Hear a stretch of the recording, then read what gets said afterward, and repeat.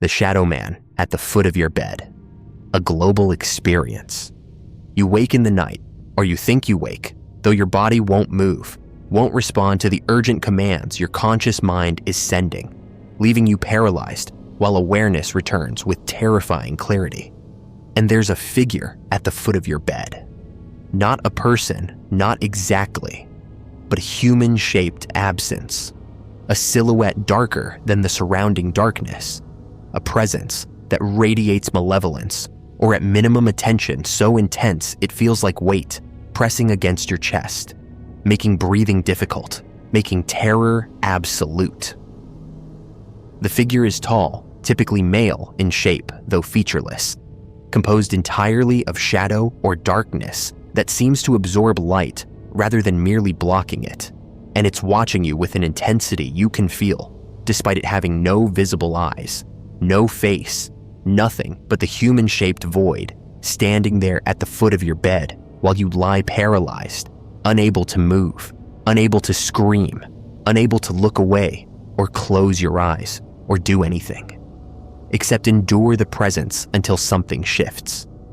The figure vanishes, or you fully wake, or consciousness slips back into sleep, leaving you with the memory of the encounter, the certainty that something was there, something saw you in your most vulnerable state, something malevolent, or at minimum profoundly other, stood in your bedroom and watched you while you couldn't move, or defend yourself, or escape. This experience is reported globally, across cultures, across demographics, across time periods, with such consistency that it constitutes one of the most common paranormal experiences humans report, described in remarkably similar terms, despite experiencers having no contact with each other. No shared cultural framework that would explain the uniformity of the phenomenon, suggesting either that sleep paralysis combined with universal human psychological patterns creates this specific hallucinatory experience independently in millions of people, or that something external is actually occurring, that the shadow man is real entity or phenomenon, rather than internally generated hallucination, that he appears at the foot of beds globally because he exists, because he accesses sleeping humans during the vulnerable state when consciousness returns before motor control does, when you're aware but helpless, when you're perfect audience for whatever the shadow man is or wants, making these encounters either the most consistent cross-cultural hallucination humans experience or evidence of something genuinely external, something that visits sleeping humans, something that stands and watches with terrible attention, something that has been doing this for as long as humans have slept and will continue doing it, appearing at the foot of your bed, standing in your bedroom, watching you while you're paralyzed until you finally break free or until he vanishes, leaving you alone in the darkness, wondering whether what you experienced was real, or whether your brain constructed it, whether the shadow man exists, or whether he's generated by sleep paralysis and evolved fear responses that create the same figure independently in experiencers worldwide, making him either real visitor from somewhere beyond our normal reality or the most universal nightmare humans generate. The figure who stands at the foot of the bed, who watches from the shadows, who appears during sleep paralysis with such consistency that millions have seen him, have felt his presence, have experienced the specific terror of waking paralyzed with the shadow man in their room, standing there, watching, waiting, being whatever he is, hallucination, entity, consciousness phenomenon, dimensional visitor, or something else that doesn't fit categories we have. Something that makes the shadow man real in experience, even if not real in physical space, real in consciousness, even if not real in shared objective reality, leaving the question of what he is suspended between neuroscience and paranormal investigation, between sleep research and entity encounter, between the explicable and the mysterious, where the shadow man exists as he has always existed, at the foot of your bed, in the darkness, watching, waiting, present in the moment between sleep and wake when you're paralyzed and vulnerable and aware. The medical explanation for the shadow man is sleep paralysis with accompanying hypnopompic hallucinations, the state where consciousness returns before the muscle atonia that prevents acting out dreams has released, creating temporary paralysis while awareness is present, often accompanied by hallucinations that can be visual, auditory, or tactile, frequently including sensations of presence, pressure on chest, difficulty breathing, and feelings of intense fear or dread. Sleep paralysis is a well-documented phenomenon, occurring in approximately 8% of the population at least once in their lifetime, more frequently in those with disrupted sleep schedules, sleep deprivation, narcolepsy, or certain psychological conditions.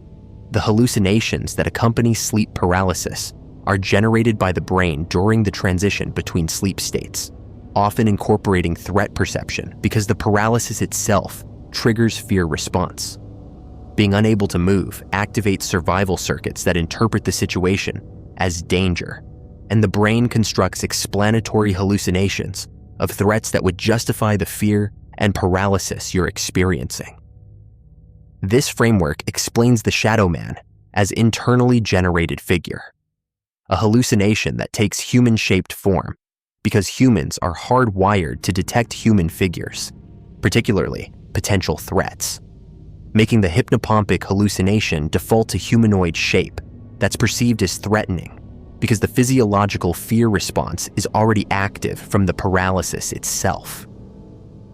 The consistency of the experience across cultures would reflect universal human neurology.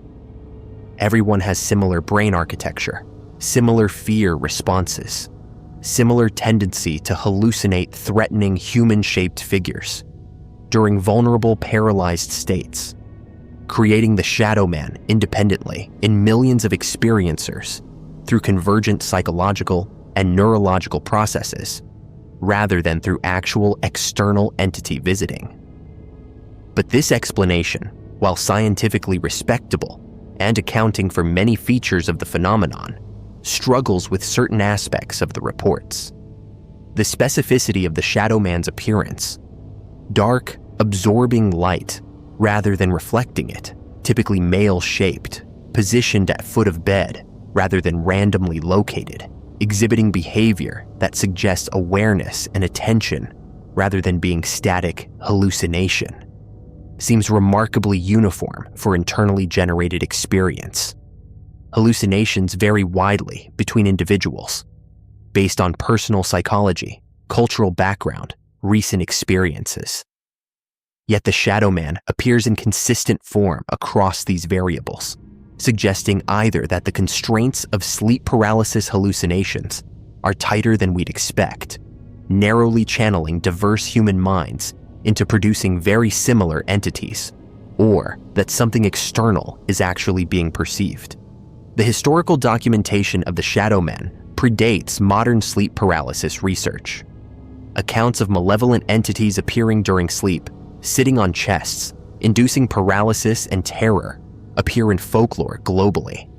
The incubus and succubus in European tradition, the old hag in Newfoundland, the Kanashibari in Japan, various night attack spirits across indigenous cultures worldwide.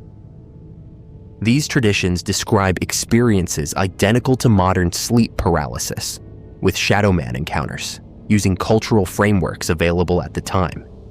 Demons, spirits, supernatural assault, to explain what we now interpret through neurological frameworks. The continuity across centuries and cultures suggests that whatever generates these experiences is a consistent feature of human neurology that manifests similarly regardless of when or where it occurs. The commonality with the Hatman phenomenon is notable. Both are shadow figures encountered during altered consciousness states.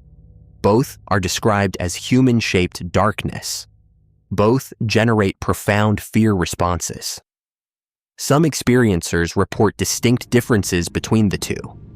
The Hatman has the distinctive hat, and sometimes coat, appears in various contexts beyond just bedroom encounters.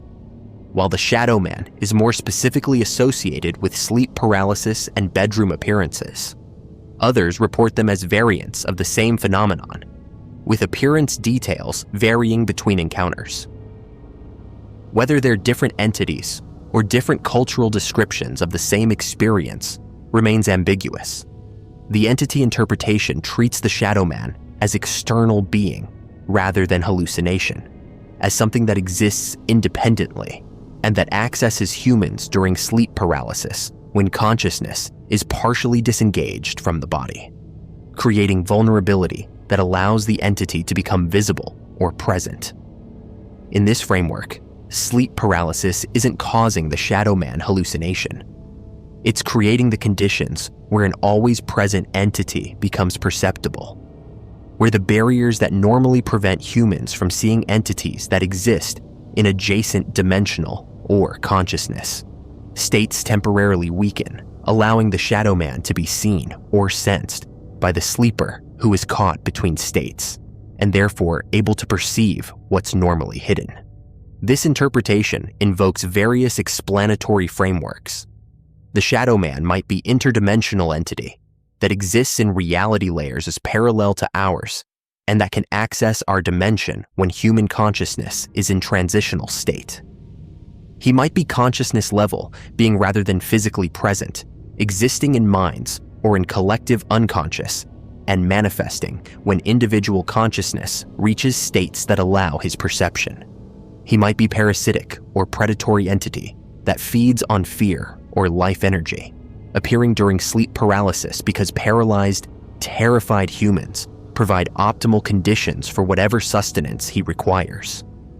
Or he might be observer or monitor, entity tasked with watching humans for purposes we can't comprehend, taking advantage of vulnerable paralyzed state to conduct his observations. The malevolence versus neutrality question is significant. Most experiencers describe feeling threatened by the Shadow Man's presence, perceiving malevolent intent, or at minimum disturbing attention that feels predatory. But is the Shadow Man actually malevolent? Or does his appearance during state of fear create interpretation of threat where none exists? If you're already terrified from sleep paralysis, any presence will seem threatening. Any attention will feel malevolent, making it difficult to determine the Shadow Man's actual nature or intent, separate from the experiencer's fear state perception. Some accounts describe the Shadow Man moving, leaning closer, sometimes touching, or creating sensation of pressure, or even sitting on the chest, consistent with incubus/old hag traditions of entity that physically oppresses the sleeper. These tactile elements might be hallucinatory. The pressure on chest is physiological effect of breathing difficulty during paralysis, interpreted as entity pressing down. Or they might represent actual interaction if the Shadow Man is external entity capable of physical or energetic contact with humans in paralyzed state. The aftermath effects vary. Most experiencers report fear that persists beyond the immediate encounter, reluctance to sleep, hypervigilance in their bedrooms, lasting sense of violation from having been watched in vulnerable state. Some report recurring encounters suggesting the Shadow Man returns. That initial experience creates connection or vulnerability that makes subsequent appearances more likely. Whether recurrence reflects increased awareness, causing recognition of previously ignored sleep paralysis episodes, reflects psychological pattern where expectation creates repeated experiences, or reflects actual repeated visitation by entity, depends on which framework you accept. The attempts to interact with the Shadow Man are rare because paralysis prevents speech and movement, limiting interaction to mental engagement or attempts at communication through thought. Some experiencers report trying to challenge the figure mentally, asserting authority over their space, attempting to banish or dismiss the presence through will or prayer or internal commands. Success rates are difficult to assess. If the Shadow Man vanishes, Was it responding to the command, or was the sleep paralysis episode ending naturally at that moment? If he remains despite commands, does that prove he's external and autonomous? Or does it prove that hallucinations don't respond to commands because they're generated by brain processes rather than being external entities you can communicate with? The protective measures people adopt reflect beliefs about the Shadow Man's nature. Those who interpret him as hallucination work on improving sleep hygiene, reducing stress, addressing sleep disorders, understanding the physiology to reduce fear when episodes occur. Those who interpret him as entity attempt spiritual protection, prayers, blessings, protective symbols, cleansing rituals, religious practices from various traditions intended to prevent the Shadow Man from accessing the bedroom or from manifesting during sleep. Whether these protective measures work reflects either that addressing sleep problems reduces sleep paralysis frequency, or that spiritual protection genuinely prevents entity access, or that psychological confidence from protective measures reduces fear and thereby reduces interpretation of paralysis experiences as Shadow Man encounters. The scientific studies of sleep paralysis document the physiological and neurological aspects, the REM atonia that causes paralysis, the brain activity patterns during episodes, the demographic factors that predict frequency, but don't definitively settle whether accompanying hallucinations are purely internal or whether they incorporate perception of external phenomena that are normally inaccessible to waking consciousness. Testing whether entities exist during sleep paralysis would require detecting them through instruments during episodes when experiencers report presences. But designing such experiments faces enormous methodological challenges. How do you detect an entity that might exist in consciousness space rather than physical space? What instruments would be appropriate? How do you distinguish between detecting actual entity versus detecting the brain activity that generates hallucination of entity? The cultural interpretation differences are revealing. Western secular materialist culture defaults to neurological explanation. It's hallucination, it's brain-generated, it's sleep paralysis phenomenon that's frightening but ultimately harmless and explainable through neuroscience. Many traditional and religious cultures default to entity interpretation. It's spirit, demon, dimensional being, something external that attacks or observes during vulnerable sleep states. Neither cultural framework has definitive proof, and experiencers' interpretations tend to align with their prior beliefs about whether entities exist and whether consciousness is purely physical, or whether it can perceive non-physical realities. The question of why the Shadow Man appears at the foot of the bed specifically, rather than beside the bed or elsewhere in the room, might relate to visual perception during paralysis. If experiencers tend to be lying in specific positions and their eye movement and visual focus are constrained by paralysis, the foot of the bed might be where figures naturally appear in their visual field.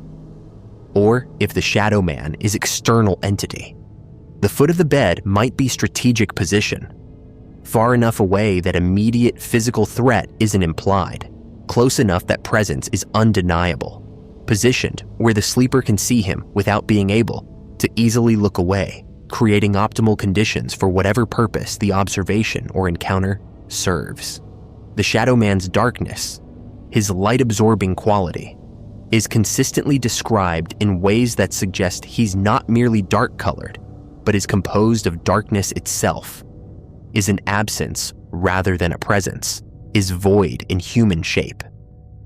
This darkness could be hallucinatory artifact. The brain during sleep paralysis generates figure from shadows and darkness in the room, creating entity from existing dark spaces, rather than generating fully formed independent visual hallucination. Or if the Shadow Man is external, his darkness might be his actual nature, might be how entities from adjacent dimensions or consciousness states appear when they manifest in physical space, might be the visual representation of something that doesn't have physical form, but that consciousness perceives as dark, human-shaped void. Because that's the closest approximation available to perception systems designed for physical reality.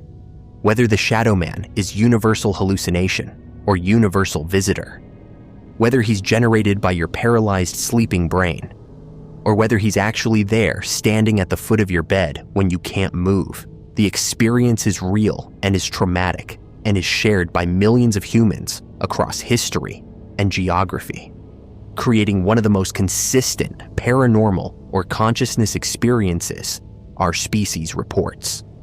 The Shadow Man exists in the space between sleep and wake, between consciousness and unconsciousness, between hallucination and perception, between internal and external, between the explicable and the mysterious, standing there at the foot of countless beds, watching countless paralyzed sleepers, being whatever he is: nightmare, entity, consciousness phenomenon, dimensional visitor, neurological hallucination, collective archetype, or something else that combines elements of all these explanations into something that our current frameworks can't fully capture, something that makes the Shadow Man real in experience, even if his metaphysical status remains uncertain, something that ensures that tonight, somewhere in the world, someone will wake paralyzed with the Shadow Man at the foot of their bed, standing in the darkness, watching with terrible attention that might be internally generated projection,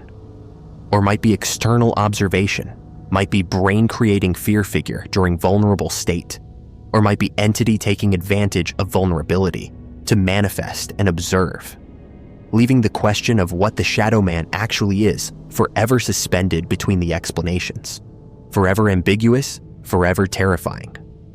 Regardless of which interpretation is correct, because waking paralyzed with a dark figure watching you is horrifying, whether that figure is hallucination your brain created or entity that actually exists, whether he's in your mind or in your room, whether he's nightmare or visitor, leaving the Shadow Man as permanent fixture of human experience, permanent feature of sleep paralysis encounters, permanent mystery that stands at the intersection of neuroscience and paranormal investigation, at the boundary between brain-generated experience and potentially external phenomenon, at the foot of your bed when you wake paralyzed, standing there in the darkness, watching, being real, or being hallucination, or being something that makes the distinction irrelevant, because the experience is real, and the fear is real, and the Shadow Man is there, whether he exists or not, whether he's entity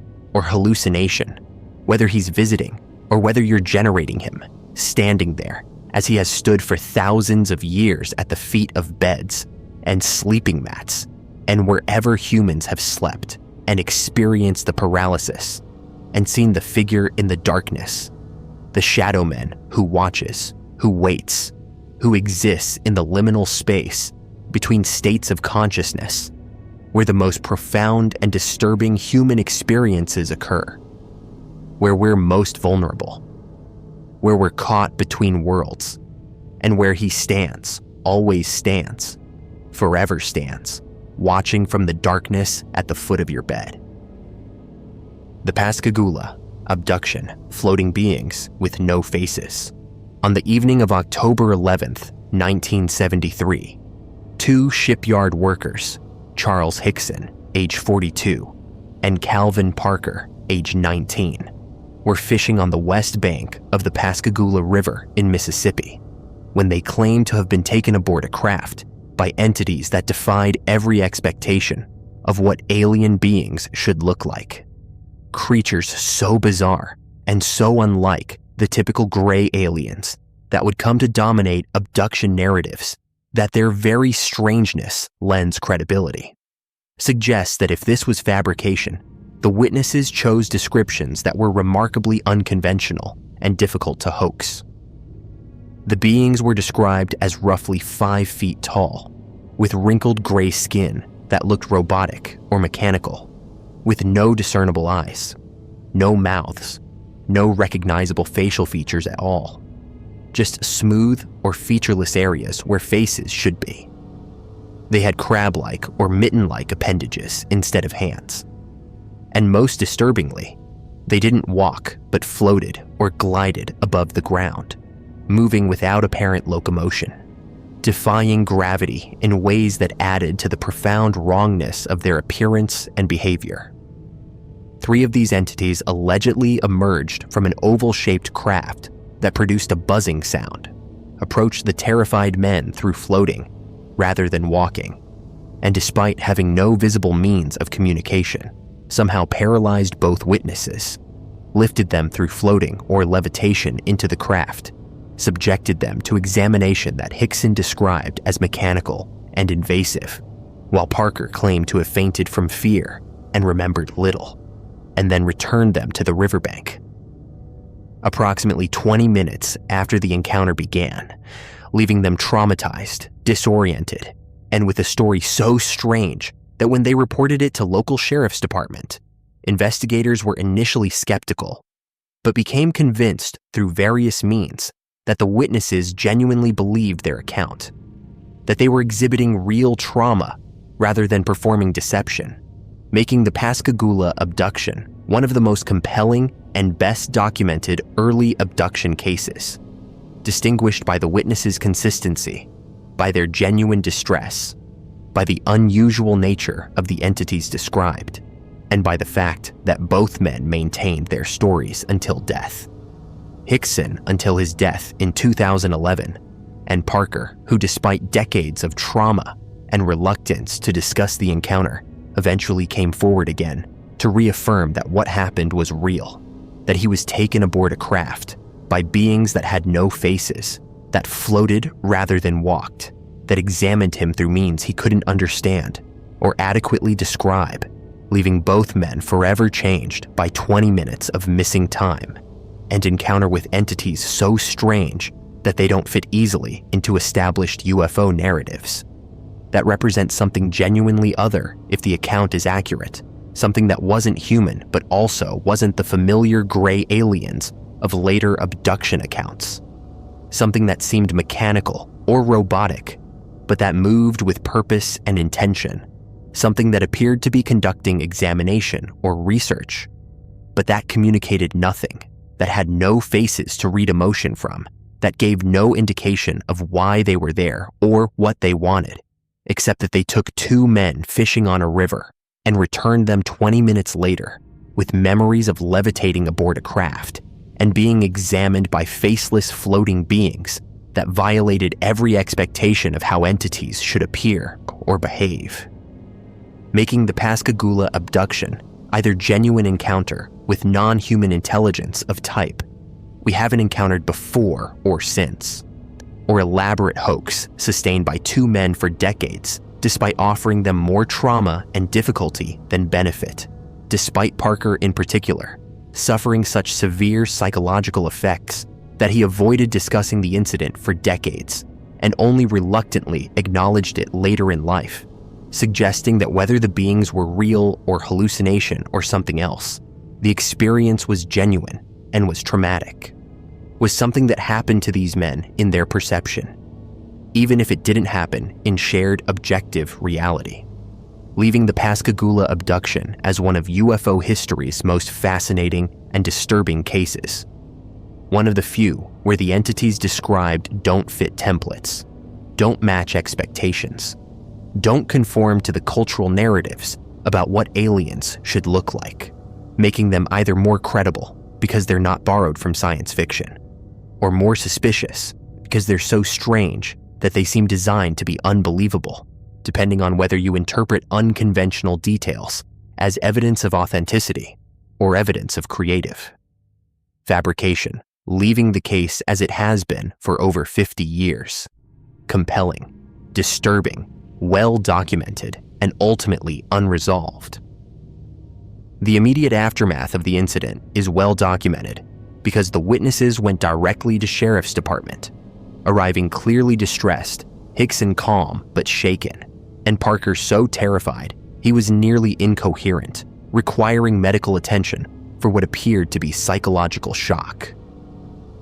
The sheriff, initially skeptical, used standard investigative technique of leaving the witnesses alone in a room with a hidden recording device, expecting them to discuss their fabricated story or break character when they believed they weren't being monitored.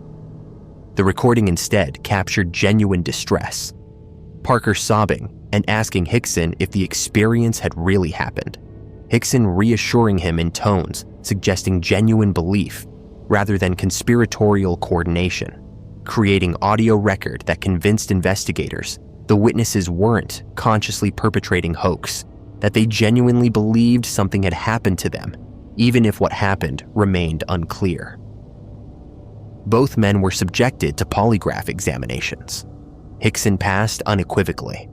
The examiner concluded he was telling the truth as he believed it. Parker was too distressed to complete examination initially, but later took polygraphs that also indicated truthfulness. Polygraphs aren't infallible. They measure physiological stress responses that correlate with deception, but that can be affected by various factors. But they do indicate that the witnesses weren't consciously lying, weren't experiencing the physiological patterns associated with intentional fabrication, suggesting that whatever happened, the witnesses genuinely believed their account. The physical evidence was minimal: no unusual radiation, no soil samples showing anomalies, no physical traces at the site beyond the normal riverbank environment. The craft allegedly landed or hovered near the bank, but left no impressions or burns. The witnesses had no unusual marks on their bodies beyond Hickson's report of soreness consistent with the invasive examination he described. The absence of physical evidence doesn't disprove the account, but does mean verification relies entirely on witness testimony and behavior, rather than on objective material traces that could be analyzed independently. The description of the entities is the most distinctive element. 5 feet tall, gray, wrinkled skin with texture described as robotic or elephant-like. No visible eyes or facial features beyond slight indentations or protrusions that might have served sensory functions. Crab-like or mitten-like appendages that ended in pincer-like or stumped formations, rather than fingers. Most bizarrely, they floated or glided several inches above ground, moving horizontally without leg movement, without visible propulsion, as if suspended by forces that weren't apparent to the witnesses. This floating locomotion added to the profound wrongness of the encounter, made the beings seem even more alien than their appearance alone would suggest. The lack of faces is particularly disturbing because humans are hardwired to recognize faces, to find faces in ambiguous patterns, to derive social and emotional information from facial features. Beings with no faces violate this fundamental human perceptual system, create entities that can't be read, that provide no feedback, that offer no indication of intention or emotion through the facial cues that humans rely on for social interaction. Whether this was actual characteristic of the entities, or whether it was how witnesses' brains processed beings whose faces were so alien that human face recognition systems couldn't parse them into comprehensible features is ambiguous, but the effect was traumatizing. Being examined by beings you can't read, whose intentions are completely opaque, whose very appearance suggests they're not biological in ways you understand. The mechanical quality described by witnesses is intriguing. The beings moved in coordinated mechanical ways, floated with precision, conducted the examination with what seemed like programmed efficiency rather than curiosity or scientific interest. This has led to speculation that the entities were robots or biological machines, that what Hickson and Parker encountered weren't living beings, but rather automated systems sent to conduct examinations, which might explain the lack of faces. They didn't need faces because they weren't conscious entities requiring expression or communication, but rather were programmed collectors executing pre-programmed examination protocols. But if they were robotic, who or what built them? The craft they emerged from was described as oval or fish-shaped, producing buzzing or zipping sounds, appearing solid and metallic. If the faceless beings were drones, the intelligence that created and deployed them remained hidden during the encounter, directing the examination from elsewhere, either from within the craft's interior that the witnesses didn't see, or from remote location, or through automated systems that required no active direction. This interpretation makes the encounter less about meeting alien intelligence directly, and more about being processed by their automated systems, being examined by machines, while the actual intelligence remains inaccessible and unknowable. The paralysis both men experienced is consistent with other abduction accounts. They described being unable to move, being lifted or floated into the craft against their will, but without physical force, rather through some mechanism that controlled their bodies, or that suspended them in fields that prevented movement. Hickson remained conscious throughout and remembered the examination involving a large, eye-like device that moved over his body, scanning or analyzing him. Parker claims to have fainted from terror early in the experience and remembered little beyond the initial approach of the beings, suggesting that different individuals respond differently to the paralysis or to whatever consciousness-affecting systems the entities or craft employed. The 20-minute duration is notable because it's brief compared to many abduction accounts that involve hours of missing time. The witnesses were returned quickly, suggesting either that the examination was efficient and required minimal time, or that time passed differently for the witnesses than for external observers, or that the beings had specific limited objectives that didn't require extended captivity. The brevity might also make the account more credible. It's not elaborated into hours of complex procedures and interactions that would provide more opportunity for confabulation or inconsistency. The location is less remote than many abduction sites. The west bank of the Pascagoula River near a shipyard isn't isolated wilderness. It's near industrial development and population centers. Choosing such a location seems risky if avoiding detection was priority, unless the beings didn't care about being observed, or unless they had capabilities that made detection by others unlikely even in relatively populated areas. No other witnesses have come forward claiming to have seen the craft or the incident, despite it allegedly occurring near dusk when some people would have been active in the area, though absence of corroborating witnesses doesn't prove the event didn't occur, just that if it did occur, it was somehow limited to the immediate vicinity of the two men. The aftermath for both men was severe. Parker, in particular, suffered psychological trauma that affected his life for decades, developed anxiety and stress-related health problems, avoided public attention and discussion of the incident, despite it being a defining event of his life. This doesn't seem consistent with hoaxer behavior. People who fabricate sensational stories typically seek attention and benefit from their notoriety, whereas Parker fled from attention and suffered significantly from being associated with the incident. Hickson handled the attention better, but also maintained consistency in his account across decades, participating in UFO conferences and interviews, but never embellishing significantly beyond his original report, never adding dramatic elaborations that would make the story more compelling or marketable. The cultural impact was significant. The Pascagoula abduction became one of the first widely publicized abduction cases, predating the Betty and Barney Hill cases, full cultural absorption, and occurring years before the gray alien archetype became dominant in abduction narratives.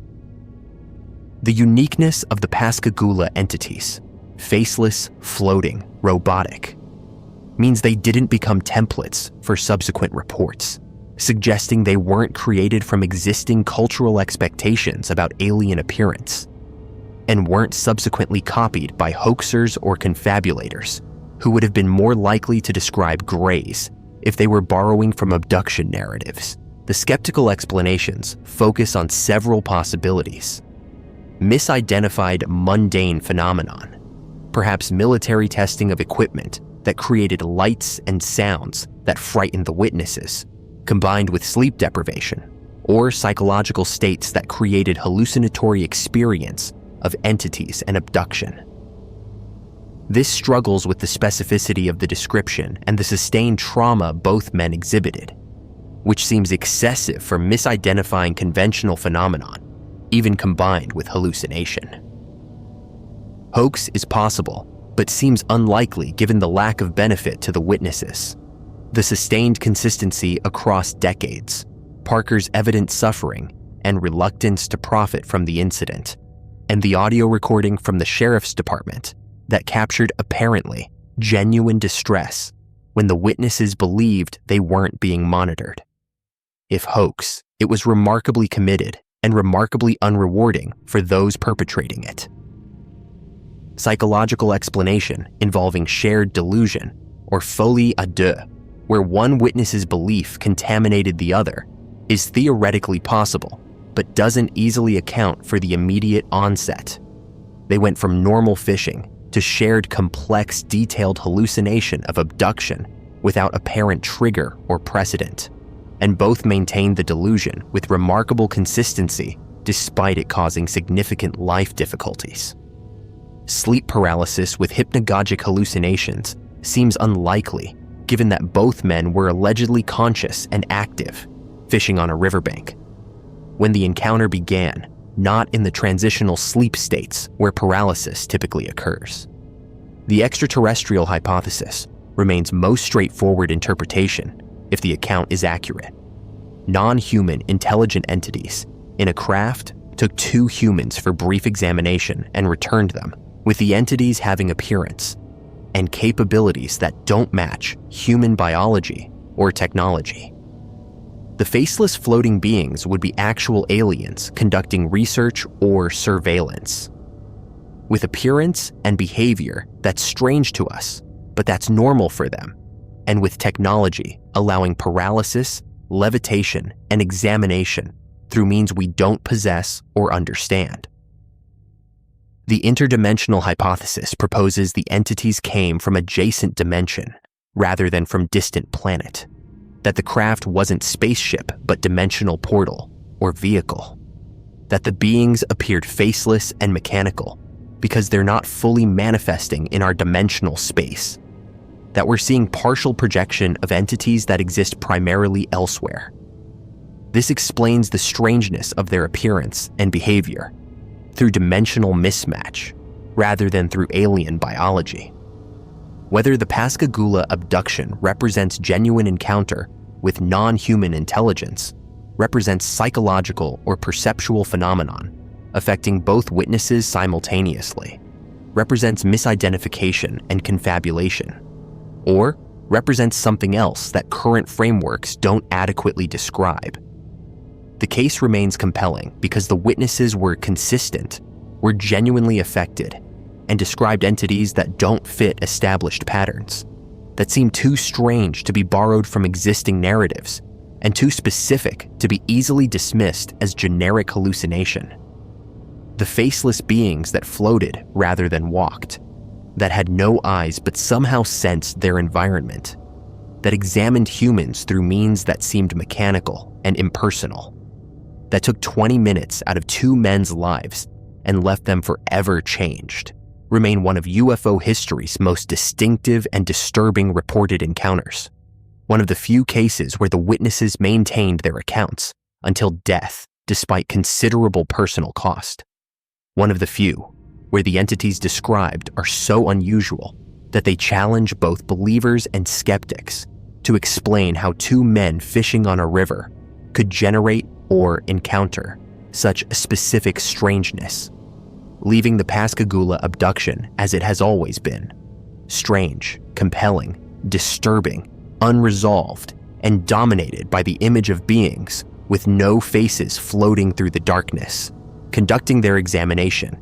and then returning their subjects to the riverbank, as if 20 minutes of missing time and encounter with the profoundly alien was just another Thursday evening in Mississippi, just another unexplained incident in the long history of humans reporting contact with entities that don't fit our understanding of what should be possible, what should exist, what should be floating through the darkness, taking people aboard craft to examine them through means we don't understand for purposes we can only speculate about.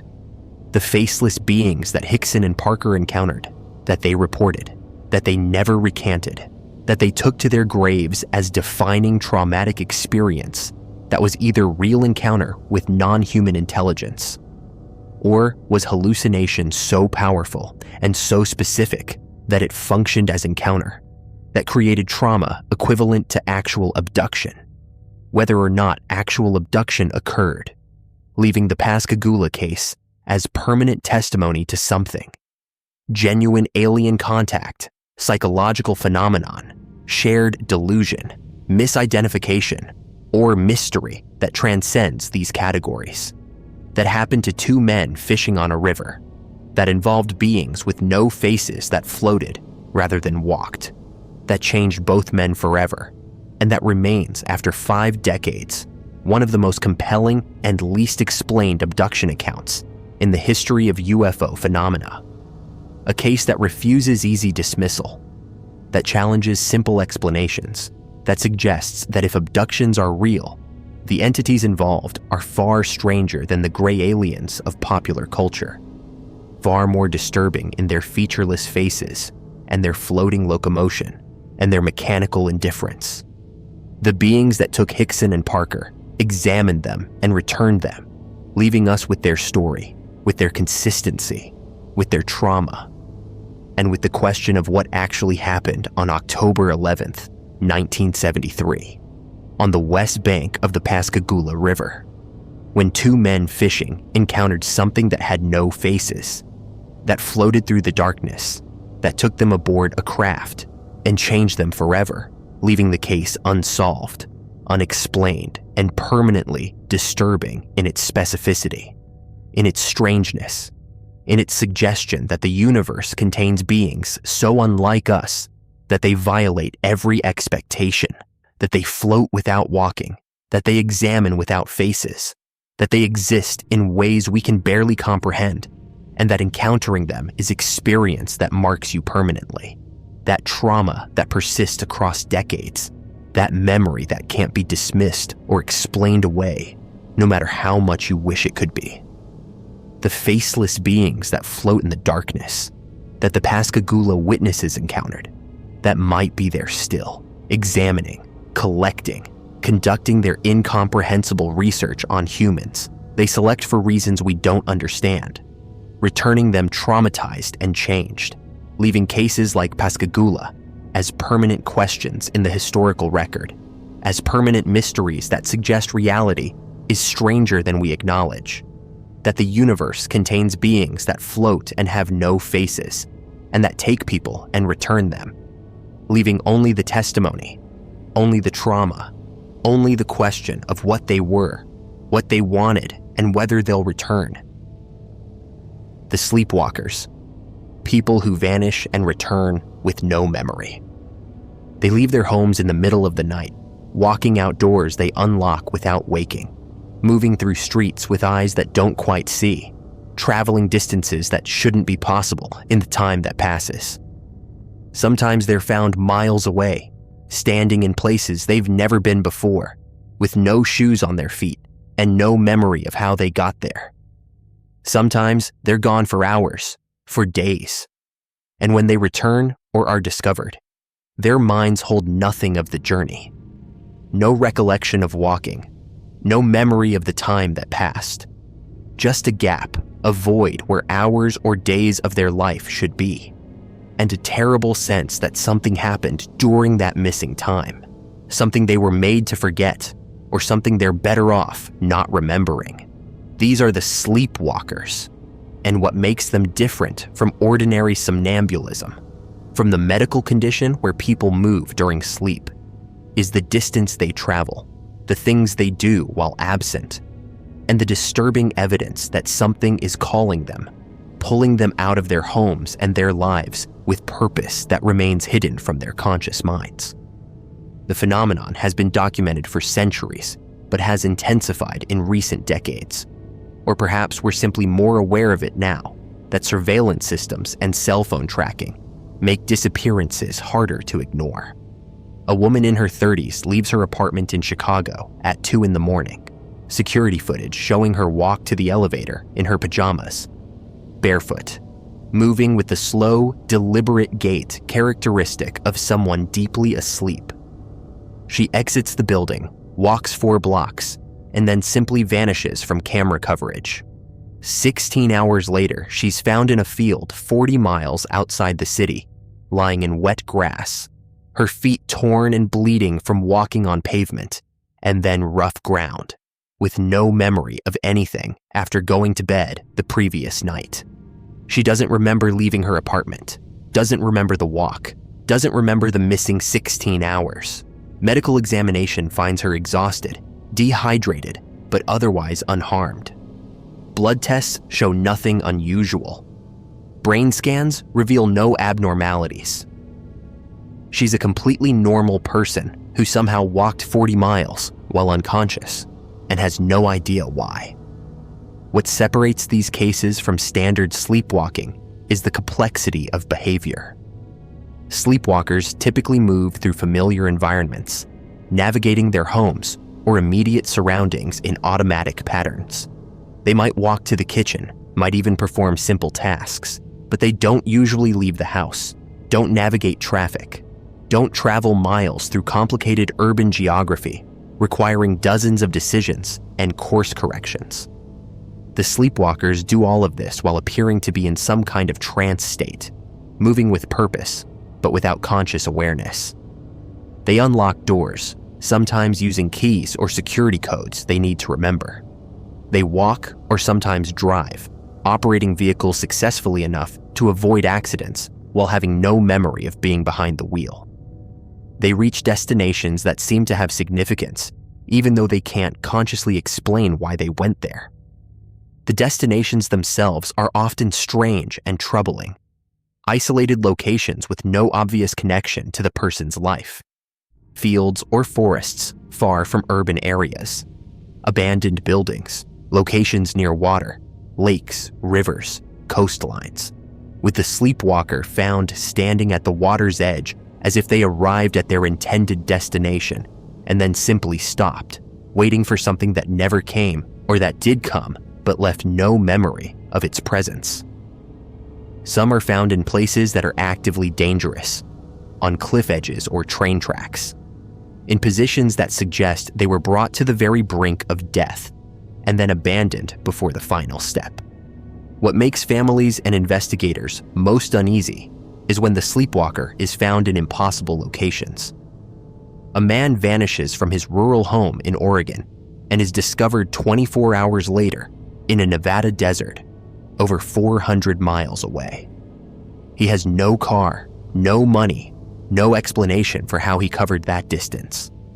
A teenager disappears from her bedroom on the second floor of a house where the windows were locked and is found the next morning in a park 6 miles away, with no evidence she ever left through a door or window that could be opened from inside. The physics and logistics don't work. The distances are too great, the time too short, the access points too secure. Yet the people are gone and then found, and their minds hold nothing but blankness where the explanation should be. Some sleepwalkers are never found or are found too late. Missing person cases where the individual simply walked away from their life in the middle of the night and never returned. Bodies discovered in remote locations weeks or months later.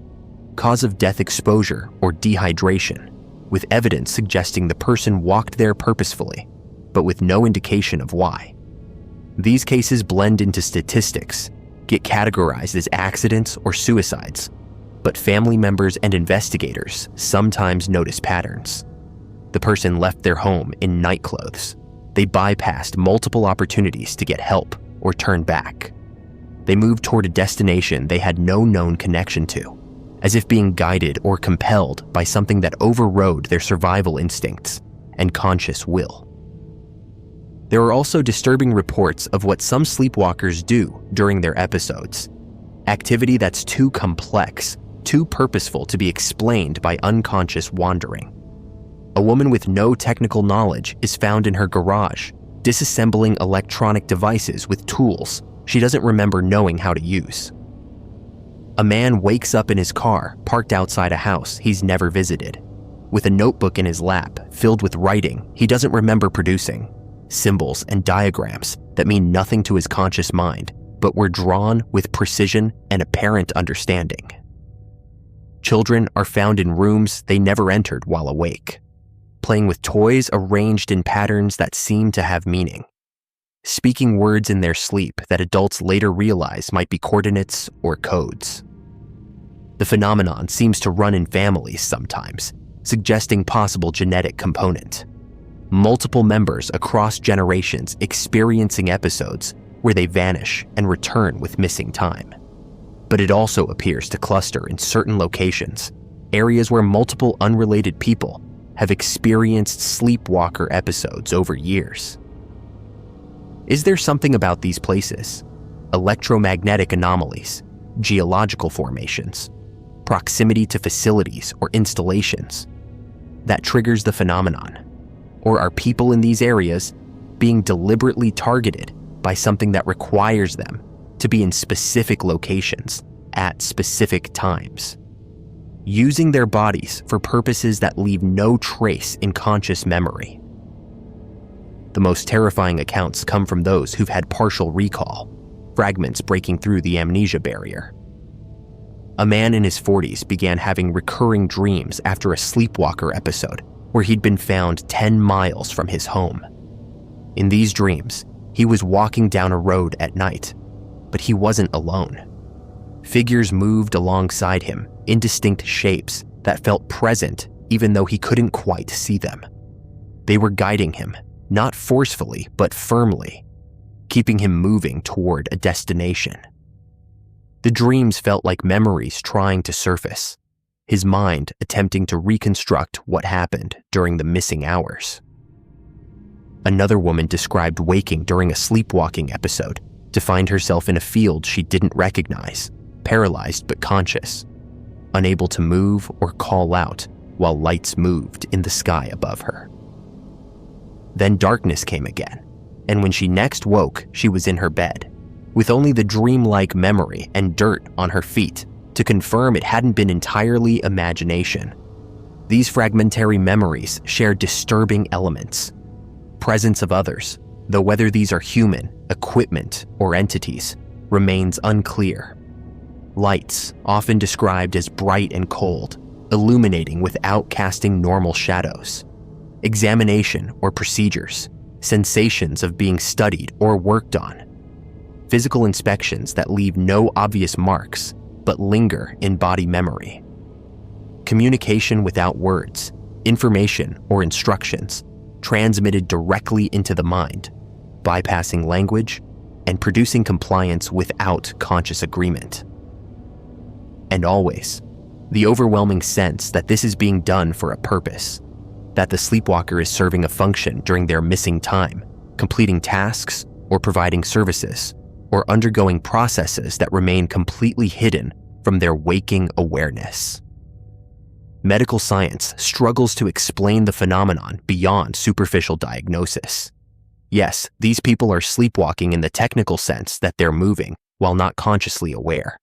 But the distance, complexity, and apparent purpose of their actions exceed anything normal parasomnia should produce.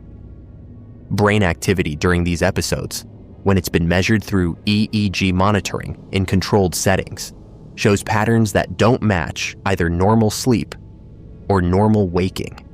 It's a third state, consciousness operating in a mode that resembles neither sleep nor wakefulness, but something else, as if the brain has been shifted into a different operational frequency, where external guidance can be received and followed. Theories about what causes sleepwalker episodes range from neurological to paranormal. Some researchers propose it's a dissociative state triggered by trauma or stress, the mind separating from conscious awareness while the body continues functioning on autopilot, traveling to locations that have psychological significance, the conscious mind refuses to acknowledge. But this doesn't explain the impossible distances, the access to knowledge or abilities the person shouldn't possess, or the clustering in certain locations and families. Others suggest electromagnetic influence, signals or fields that can trigger specific brain states and compel motor activity, essentially remote controlling human bodies through technological means. This would require capability far beyond publicly acknowledged technology, but certainly within the realm of classified research into brain-machine interfaces and neural manipulation. Then there are explanations that venture into territory most scientists refuse to consider seriously. That sleepwalkers are being summoned, called by entities or intelligences that require physical human presence for procedures or purposes we can't comprehend. The person is pulled from sleep into a trance state that allows them to be guided to specific locations where examinations or experiments are conducted, after which their memory is wiped and they're returned or left to be found. This aligns with alien abduction narratives, with the key difference being that sleepwalkers travel under their own power rather than being transported, as if the abducting intelligence prefers or requires the subject to come to them, rather than doing the collecting directly. Some of the most disturbing cases involve sleepwalkers who weren't alone when found. A couple in England both experienced episodes on the same night, waking up together in a church 10 miles from their home, neither with any memory of leaving or traveling. A family of 4 was discovered standing in a field in formation, perfect spacing between them, all facing the same direction, none with any recollection of how they got there or why they were positioned that way. Group sleepwalking shouldn't be possible. There's no mechanism in conventional understanding for multiple people to simultaneously enter trance states and coordinate complex travel and positioning.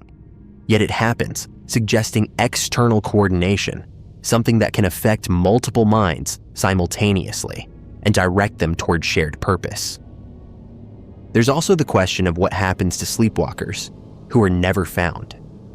How many people categorized as missing persons are actually sleepwalkers who traveled too far, who reached destinations they couldn't survive, or who encountered something during their episode that ensured they wouldn't return? The majority of sleepwalker incidents we know about are the ones where the person was found and documented. What about the ones where no one witnessed the departure, where the person lived alone, or no one checked on them for days, where they vanished into the night and the trail went completely cold? Are there communities of permanent sleepwalkers somewhere? People who never woke from the trance, who continue serving whatever purpose required them to leave their lives behind? The phenomenon has implications that reach into the core of autonomy and consciousness. If your body can be activated and directed without your awareness or consent, if you can travel miles and perform actions while your conscious mind is completely absent, then what does that say about the nature of consciousness and will? Are we truly in control of ourselves, or is conscious awareness a thin layer riding atop deeper processes that can be accessed and manipulated by those who know how? The sleepwalkers demonstrate that human bodies can be piloted remotely, guided to destinations, and made to perform tasks while the person inside remains unconscious. What percentage of our actions are genuinely autonomous? And what percentage might be influenced or directed by forces we don't perceive? Some victims of repeated episodes report growing fear of sleep itself, the dread of closing their eyes, knowing they might wake up somewhere else, somewhere dangerous, with no memory of how they arrived or what happened while they were there. They try to secure their environments, locks and alarms that should prevent departure, but somehow they still escape, still end up miles away when morning comes.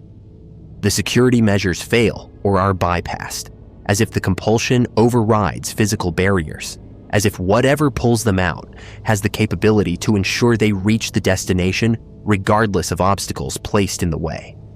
The missing time is perhaps the cruelest aspect. Hours or days of your life gone, erased, with only your exhausted body and possibly injuries or evidence of travel to confirm that time passed and you were active during it. What did you do? What was done to you? Who did you see or encounter? Your life has been edited, sections removed, and you have to live with knowing there's a gap in your existence that you'll never recover. For some, the not knowing becomes unbearable. They undergo hypnotic regression, desperately trying to recover the memories, and sometimes fragments return, flashes of light, sensation of movement, presence of figures, overwhelming sense of purpose or importance, but nothing that provides clear answers, only hints that make the mystery more disturbing. There are whispers about government interest in the phenomenon, researchers from military or intelligence agencies interviewing sleepwalkers, collecting data, trying to understand or perhaps replicate the mechanism. If human beings can be remotely activated and guided to perform tasks without conscious awareness or memory, the applications for intelligence operations are obvious. Imagine being able to turn anyone into an unwitting courier or observer, having them travel to specific locations, witness or retrieve specific information, and then return with no memory of the operation. They couldn't be interrogated because they genuinely don't know what they've done. They couldn't be compromised because they're unaware they've been used. The perfect asset is one who doesn't know they're an asset. Late at night, in quiet neighborhoods around the world, doors unlock from the inside. Figures in pajamas or nightclothes move through streets with eyes that are open but unseeing, navigating toward destinations they have no conscious intention of reaching. Some will be found in the morning, confused and frightened, their feet dirty and bleeding, their bodies exhausted, their minds blank where hours should be. Some will be found days later, miles away, with no explanation for their journey. And some will never be found at all, will simply vanish into the night and become statistics, missing persons whose families never learn that they walked away not by choice, but by compulsion, called by something that needed them elsewhere for purposes that remain forever hidden. The sleepwalkers move among us, ordinary people who occasionally become puppets, whose bodies are borrowed for tasks their conscious minds never authorize or remember. They are evidence that human autonomy might be far more fragile than we believe, that consciousness might be less in control than we assume, that we can be activated and directed by forces or intelligences that understand our neurology better than we do ourselves. And the most terrifying realization is that you could be a sleepwalker yourself, that episodes might have occurred that you've completely forgotten, that the life you remember living might have gaps you're not aware of, times when something else was using your body while your mind was safely locked away in unconsciousness, kept from witnessing what you were being made to do, kept from remembering the journey, the destination, or whatever was waiting there when you finally arrived. The Russian sleep experiment, the horror of forced wakefulness. In the late 1940s, during the depths of Stalinist paranoia and human experimentation that characterized the early Cold War, Soviet researchers allegedly conducted an experiment that would reveal something terrifying about human consciousness and the nature of sleep itself. The story describes 5 political prisoners who were promised freedom if they could remain awake for 30 consecutive days, while exposed to an experimental stimulant gas. They were sealed in a chamber with books, cots, running water, and enough food to last the month. Microphones allowed researchers to monitor their conversations. Small portholes allowed visual observation. What began as a psychological endurance test became a descent into something far darker, revealing that sleep might not simply be rest for the body, but a necessary barrier that keeps something else contained, something that wakes when we cannot. The first few days proceeded as expected. The subjects remained awake, talking amongst themselves, reading, maintaining relatively normal behavior, despite the artificial stimulation keeping their bodies and minds from shutting down. By the 5th day, conversations became darker. The prisoners stopped talking about their past lives, their families, their hopes for freedom. Instead, they began discussing increasingly paranoid topics, questioning the motives of their captors, expressing distrust of each other. By day 9, one subject began screaming. He ran the length of the chamber, screaming at the top of his lungs for 3 hours straight until his vocal cords damaged, and he could only produce a rasping whisper. The others showed no reaction, didn't try to stop him or comfort him, simply went about their activities as if nothing unusual was happening. By the 14th day, the researchers noted that the subjects had stopped speaking entirely. The microphones picked up wet, tearing sounds, but no conversation. When observers looked through the portholes, they saw that the subjects had used their own fingernails and pages from the books to stuff the drains and cover the observation windows from the inside. They no longer wanted to be watched, or something inside them no longer wanted to be seen. The chamber remained silent except for those disturbing wet sounds that suggested flesh being torn, movements being made, activities occurring that the observers could no longer monitor or document. After 15 days of silence, the research team made a decision. They would use the intercom to test if the subjects were still conscious, still alive. The announcement was simple. We are opening the chamber to test the microphones. Step away from the door and lie flat on the floor, or you will be shot. Compliance will earn one of you your immediate freedom. The response that came back through the intercom, in a calm voice that sounded both human and not quite right, stated, "We no longer want to be freed." The words were clear, articulated with strange precision, as if whoever spoke was carefully forming each syllable with effort or unfamiliarity. The research team waited another 5 days before opening the chamber, partly from fear of what they might find, partly from orders to document the full 30-day period. When they finally unsealed the door on day 30, the scene inside defied rational explanation. 4 of the 5 subjects were still alive, though alive seemed like an inadequate term for their condition. They had torn off their own flesh, strips of skin and muscle peeled away from their bodies, as if they were trying to remove something or reveal what was underneath. The wounds showed no normal infection despite being open for weeks. Instead, they had a strange, almost preserved quality, as if the gas or their altered metabolism had prevented normal decay or healing. One subject was dead, lying in the center of the room. The others had eaten parts of him, not out of starvation.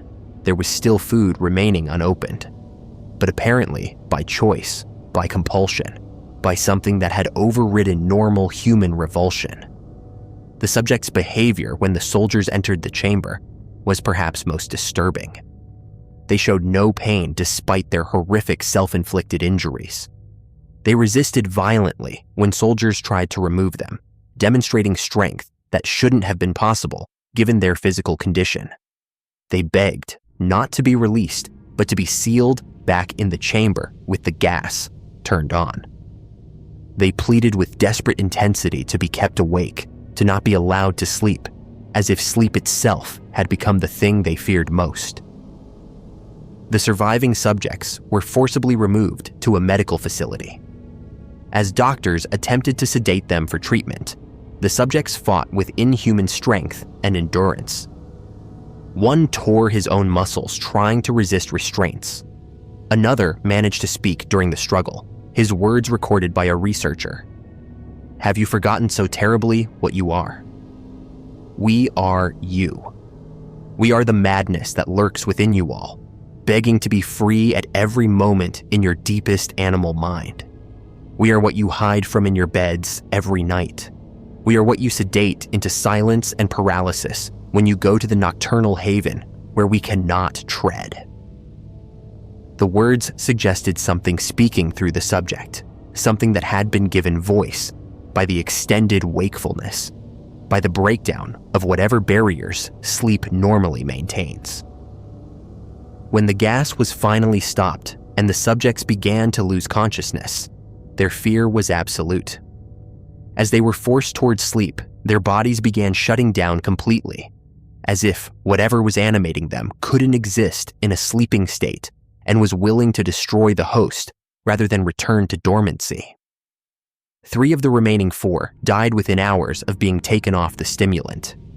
The last survivor was kept under sedation, and according to the story, he was eventually euthanized when it became clear that consciousness only returned what had spoken through him, not the original human personality. This account has circulated widely, especially on internet forums dedicated to horror stories and unexplained phenomena. Many dismiss it as pure fiction, a creepypasta created for entertainment, noting the lack of documentation, the absence of names and specific locations, the theatrical nature of the narrative. Russian historians point out that while Soviet human experimentation certainly occurred, there's no verified record of this specific experiment. The story hits familiar horror beats: isolated subjects, gradual transformation, disturbing revelations that suggest creative writing rather than historical documentation. Yet the story persists and spreads precisely because it touches on something we instinctively recognize as possible, even if this specific account is fabricated. Sleep deprivation does cause psychosis. Extended wakefulness does produce hallucinations, paranoia, and radical personality changes. Laboratory animals forced to remain awake for extended periods die, even when provided food and water, as if sleep serves a function so fundamental that its absence is eventually fatal. Human prisoners subjected to sleep deprivation as torture report experiences that align with elements of the Russian sleep experiment. Sensations of presence, of something else emerging in their consciousness, of reality becoming fluid and nightmarish. The scientific understanding of why we sleep remains incomplete. We know the body performs repair functions during sleep, that the brain consolidates memories and clears metabolic waste, that certain hormones are regulated through sleep cycles. But these explanations feel insufficient for something so universal and so critical. Every mammal sleeps, despite the vulnerability it creates. Sleep evolved and persisted despite being a state where the organism can't flee predators, find food, or reproduce. Whatever purpose sleep serves must be absolutely essential to override these survival disadvantages. Some researchers have explored the idea that consciousness itself requires periodic shutdown, that the continuous processing of sensory input and self-awareness generates byproducts or states that must be cleared through sleep. Dreams might be the mind processing and integrating experiences, or they might be something stranger. Glimpses of consciousness operating without sensory anchoring, revealing other layers of reality that waking perception filters out. The boundary between waking and sleeping consciousness is where strange experiences cluster. Sleep paralysis, lucid dreaming, hypnagogic hallucinations, that sense of falling just as you drift off, or the feeling of presence in the room when no one is there. The concept that sleep keeps something contained, that wakefulness maintained too long allows something else to emerge, appears in various cultural and religious traditions. Demons and entities are often described as becoming more active at night when humans are vulnerable in sleep. Insomnia and sleeplessness are associated with madness and possession. The phrase "the witching hour" suggests certain times when barriers thin, when what's normally separate can cross over. These might be superstitions born from the fear and vulnerability of darkness, or they might reflect genuine observation that consciousness operates differently when tired, when sleep-deprived, when pushed beyond normal limits of wakefulness. Modern sleep deprivation research, conducted under ethical oversight, with subjects who can withdraw at any time, has documented cognitive breakdown occurring remarkably quickly. After 72 hours without sleep, hallucinations become common. Subjects report seeing things that aren't there, hearing voices, experiencing paranoid delusions. Their personality changes, sometimes becoming aggressive or withdrawn, sometimes exhibiting childlike behavior or inappropriate emotional responses. The longer they remain awake, the more dramatic the alterations become. While these studies don't approach the 30-day duration described in the Russian experiment, they demonstrate that extended wakefulness genuinely does transform human consciousness in disturbing ways. The question of what speaks through sleep-deprived individuals is worth considering. When someone experiences stimulant psychosis or sleep deprivation hallucinations, are they simply experiencing misfiring neurons, exhausted brains producing random signals that get interpreted as perception? Or is the fatigue lowering barriers that normally keep certain perceptions out, allowing awareness of things that exist but are usually filtered from consciousness? The consistency of certain experiences across cultures and individuals, shadow figures, sense of presence, feelings of being watched, suggests either universal brain architecture, producing similar hallucinations, or universal perception of something that's actually there but normally invisible.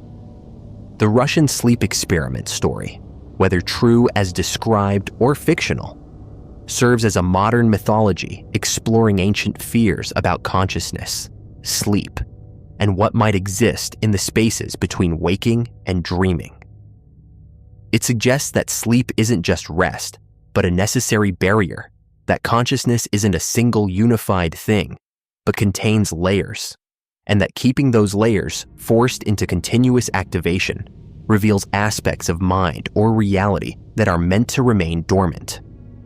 The image of subjects begging not to sleep, preferring physical destruction to the unconsciousness that would return them to normal human limitation, implies that what they experienced in forced wakefulness was more real, more significant, perhaps more truthful than ordinary consciousness.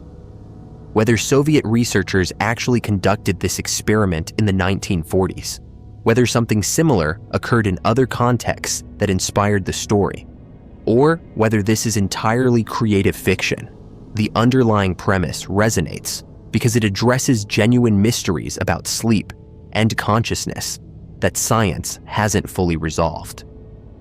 We spend roughly a third of our lives unconscious, vulnerable, dreaming. We die without it. Our minds transform radically when deprived of it. And somewhere in the transition between waking and sleeping, in that liminal space where consciousness shifts states, things happen that we don't fully understand. Experiences occur that suggest reality might be more complex, more layered, more strange than our waking minds can normally perceive. The Russian sleep experiment takes these observations to their darkest conclusion, asking what we might discover if we could never sleep again, if consciousness was forced to remain active beyond its designed limits, if the thing that sleep keeps quiet was finally given continuous opportunity to speak. The phantom cosmonauts, lost Soviet astronauts, erased from history. In the race to conquer space during the Cold War, when national prestige and ideological superiority were measured in orbital achievements and cosmic firsts, the Soviet Union maintained an information apparatus so tightly controlled that failures could be concealed, disasters could be suppressed, and people could be erased from history as if they had never existed. According to persistent claims that have circulated since the early 1960s, the cosmonauts we know about, Yuri Gagarin, Valentina Tereshkova, Alexei Leonov, were not the first humans the Soviets sent into space, but merely the first to return alive, or the first whose mission succeeded well enough to be publicly acknowledged. Before them, the theory holds, there were others, phantom cosmonauts whose names were recorded in training logs and whose faces appeared in group photographs, who were prepared for missions and launched into the void aboard Vostok capsules, or earlier experimental craft, but who died in space or during re-entry, or in launch disasters that were too embarrassing to acknowledge, whose bodies were never recovered or were buried in unmarked graves, whose families were told to remain silent, whose records were destroyed or altered, whose very existence was systematically erased from Soviet documentation so thoroughly that decades later, researchers can find only gaps and anomalies where these men and women should be. Only fragmentary evidence that suggests people vanished from the space program in ways that imply not just failed missions, but deliberate historical deletion, leaving us to wonder how many cosmonauts actually died in the Soviet push to reach space first. How many launched and never returned? How many are still up there in orbit, or drifted off into the solar system, or burned up on re-entry? Their final moments unrecorded, their sacrifices unacknowledged, their names erased because the Soviet state could not admit failure, could not reveal that the glorious space program had casualties, could not let the world know that in the race to the stars, they had lost people in ways that were preventable or shameful, or that would reveal weaknesses in their technology or their safety protocols, making the phantom cosmonauts either tragic casualties of authoritarian secrecy or elaborate Western propaganda, Cold War mythology designed to cast doubt on Soviet achievements by suggesting that Gagarin wasn't really first because others went before him and died, that every Soviet space triumph was built on undisclosed corpses, that the official history is fiction and the real history was burned or buried, or is still classified in archives that may never be opened, leaving the phantom cosmonauts hovering between documented fact and persistent legend, between probable truth and possible fabrication, between real people who died in space and propaganda. Ghosts that never existed depending on which evidence you accept and which government you trust, and whether you believe that nations competing for supremacy would sacrifice lives in secret and then erase those lives from history to maintain the illusion of perfection in their cosmic achievements. The evidence for phantom cosmonauts comes from multiple sources of varying credibility.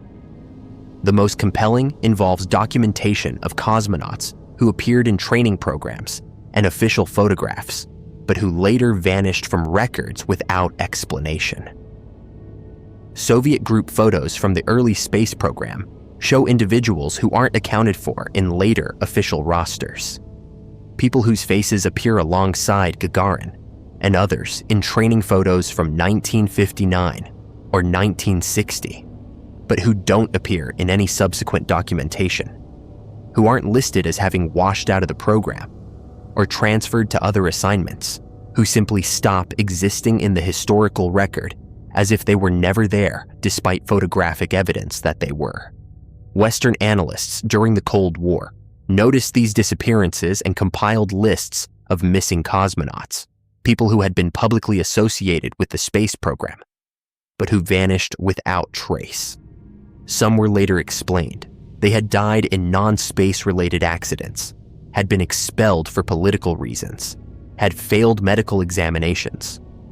But others had no explanation, no official account of what happened to them, leaving researchers to speculate that they had died in missions that were never acknowledged, that their deaths were covered up because the circumstances were too embarrassing, or because admitting casualties would damage the program's reputation and national prestige. The Giudica Cordiglia brothers, two Italian amateur radio operators, claimed to have intercepted Soviet space communications during the early 1960s that suggested failed missions and cosmonauts in distress. Their recordings allegedly captured conversations between ground control and orbiting cosmonauts who were experiencing system failures, who were off course and unable to return, who were suffocating or burning or drifting away from Earth. The brothers released these recordings publicly, claiming they proved the Soviets were losing cosmonauts and covering up the deaths. The authenticity of the recordings has been disputed. audio experts have questioned whether they're genuine intercepts or fabrications, whether the Russian spoken in them is authentic or poorly scripted by non-native speakers, whether the technical details match actual Soviet space procedures, or reflect misunderstandings of how the program operated. One of the most famous alleged phantom cosmonauts is Vladimir Ilyushin, son of the renowned Soviet aircraft designer. Rumors circulated in the early 60s that Ilyushin had flown in space before Gagarin in April 1961, but that the mission had gone badly, that he'd landed off course in China and been injured, that the Soviets had concealed this failed mission and then sent Gagarin up in a second attempt that succeeded, allowing them to claim first place in putting a human in orbit while suppressing the earlier failed attempt. Ilyushin was a real person, was involved in test flying, and did have a serious accident around that time. But the evidence that he flew a secret space mission consists of rumors and circumstantial timing rather than documentation. The Soviets denied it completely, and Ilyushin himself denied it in later interviews, though skeptics note that he would be required to deny it regardless of whether it was true, making his denial less meaningful than it would be in a society with press freedom. Other named candidates for phantom cosmonaut status include Alexei Ledovsky, Serentei Shiburin, and Andrei Mitkov, names that appear on Western lists of people who allegedly died in secret Soviet space attempts. The evidence for their space-related deaths is fragmentary and contested. Some appear to be real people who died in aviation or other accidents that weren't space-related. Some might be fabrications or misidentifications. Some might be real cosmonauts who died in ways the Soviets concealed. Without access to complete Soviet archives, determining which is which remains extremely difficult. The Nedelin catastrophe in October 1960 is documented fact that demonstrates the Soviets were willing to conceal massive disasters. During preparations for a missile launch, an explosion killed at least 92 people, including Marshal Mitrofan Nedelin.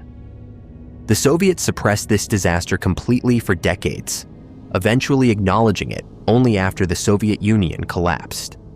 If they could conceal a disaster that killed nearly 100 people, including high-ranking officials, concealing individual cosmonaut deaths would be comparatively easy. The Nedelin catastrophe proves that the Soviet state had both the capability and the willingness to suppress space program casualties, validating the plausibility of phantom cosmonaut claims, even if specific cases remain unproven. The Valentin Bondarenko case provides another documented example of suppressed space program death. Bondarenko was a trainee cosmonaut who died in a training accident in March 1961, burned to death in a low-pressure chamber fire. The Soviets concealed his death until 1986, leaving him off official cosmonaut rosters for decades, despite him having been a genuine member of the program who died in space-related training. His case demonstrates that the Soviets did erase cosmonauts who died in embarrassing circumstances, that they did maintain false historical records that omitted inconvenient casualties, that the practice of creating phantom cosmonauts through suppression and erasure was documented policy rather than mere speculation. The question is how extensive this practice was. Was Bondarenko an isolated case, or did the Soviets systematically suppress all space program deaths prior to Glasnost? Did cosmonauts die in orbit and have their missions erased from history? Are their bodies still in space, or scattered across Soviet territory from failed missions that were never acknowledged? Or were most of the phantom cosmonaut stories Western propaganda, Cold War fabrications designed to undermine Soviet space achievements by suggesting they were built on concealed corpses? The technical plausibility is significant. The early Vostok program was extraordinarily dangerous. The capsules had no abort systems during launch. If the rocket failed, the cosmonaut would die. The re-entry systems were primitive, The landing procedures were crude, the life support systems were minimal. Gagarin's successful flight was remarkable, partly because so many things could have gone wrong. That subsequent Vostok flights had no failures seems statistically unlikely given the technology's immaturity and the rushed schedule driven by political pressure to maintain Soviet leads over the Americans. It's entirely plausible that some missions failed catastrophically, that some cosmonauts died, and that these deaths were concealed. The Soviet system's opacity makes verification nearly impossible. During the Cold War, Western intelligence agencies devoted enormous resources to monitoring Soviet space activities, using radio intercepts, satellite reconnaissance, defector testimony, and other methods to piece together what was happening. Some phantom cosmonaut claims originate from intelligence assessments, from Western agencies noticing discrepancies and unexplained gaps in Soviet documentation. But intelligence agencies also engaged in disinformation, creating false narratives to discredit adversaries, meaning that claims from these sources have to be evaluated carefully for potential propaganda motives. The post-Soviet archival openness has been limited.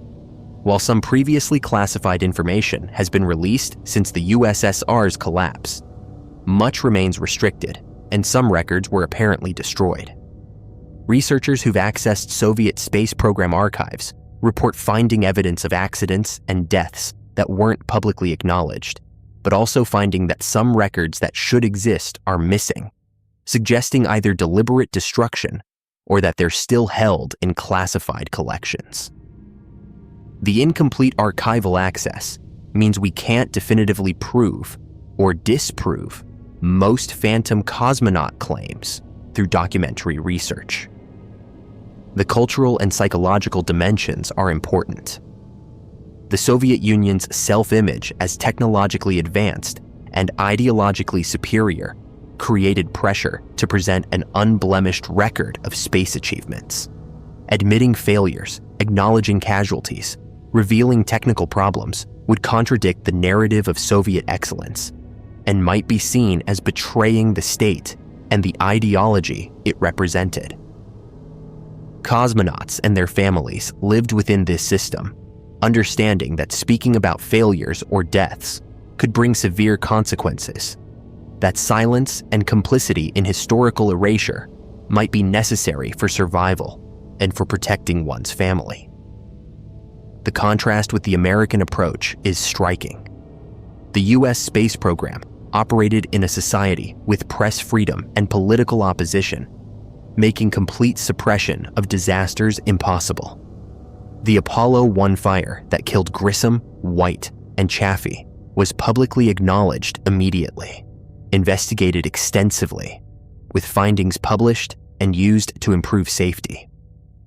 The Challenger and Columbia disasters were broadcast live or documented immediately, with transparent investigations and public accountability.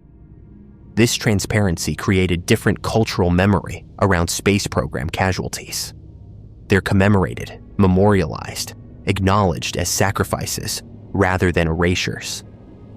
Whether this reflects genuinely different philosophies about human life and accountability, or merely different propaganda strategies, acknowledging casualties publicly versus concealing them remains debatable. If phantom cosmonauts existed, if men and women died in space and were erased from history, the moral implications are profound. They were sacrificed for national prestige, their deaths concealed to maintain propaganda narratives, their families forced into silence, their very existence denied so that the Soviet state could present unblemished record of success. They died serving their country in the most extreme exploration humans had attempted. And rather than being honored, they were erased, treated as embarrassments to be hidden, problems to be solved through suppression, rather than acknowledged as inevitable casualties of pioneering dangerous territory. The question of whether bodies remain in orbit is haunting. If cosmonauts died during orbital missions and recovery was impossible or was never attempted, their remains might still be in space, orbiting Earth in dead capsules, gradually decaying orbits until eventual re-entry and incineration, or perhaps ejected into higher orbits where they'll circle for centuries. Phantom spacecraft containing phantom cosmonauts, physical evidence of suppressed history silently orbiting above, occasionally visible to tracking systems that record them as debris without knowing what they really are. The verification challenges mean the phantom cosmonauts will likely remain ambiguous. We can document that some people associated with the space program disappeared from records. We can prove that the Soviets did suppress casualties like Bondarenko. We can demonstrate through Nedelin that massive disasters were concealed. But proving that specific individuals died in specific space missions that were then erased from history requires documentation that might not exist, or that remains classified, or that was destroyed, leaving us with high probability that some phantom cosmonauts are real, that some Soviet space deaths were concealed, but without ability to definitively identify individuals or reconstruct suppressed missions in detail. The phantom cosmonauts represent the dark side of space exploration, the casualties and failures that accompanied the triumphant narrative of humans reaching orbit, and eventually the moon. They remind us that the space race was competition conducted under Cold War pressures, where propaganda value sometimes outweighed safety, where political considerations influenced technical decisions, where human lives were risked and sometimes lost in pursuit of national prestige. Whether the specific claims about individual phantom cosmonauts are accurate or not, the broader truth that early space exploration was dangerous and that some of those dangers resulted in deaths that were concealed is well established. As the Soviet archives continue to be studied and as more information emerges through defectors and declassification, we may eventually have clearer picture of who died in the Soviet space program and which deaths were concealed and why. But barring complete transparency, which seems unlikely given ongoing political sensitivities and national pride, the phantom cosmonauts will remain hovering between history and legend, between documented fact and persistent rumor. Real people who died and were erased, and people who never existed except in Western propaganda designed to tarnish Soviet achievements, leaving us with questions that may never be fully answered, with names on lists that might be casualties or might be fabrications, with photographic evidence of people who vanished from records in ways that suggest erasure, but that might have innocent explanations, with a certainty that some concealment occurred, but uncertainty about its extent, with knowledge that the Soviets did suppress space program deaths, but ambiguity about how many and which ones, leaving the phantom cosmonauts in permanent liminal status, neither fully proven nor fully disproven, neither definitely real nor definitely fictional, existing in that uncertain space where Cold War secrecy meets contemporary historical investigation, where authoritarian information control meets Western skepticism and research, where the victims of suppressed disasters exist as possibilities and probabilities, rather than as documented certainties, where men and women who may have died in space remain unacknowledged, unmemorialized, erased from history.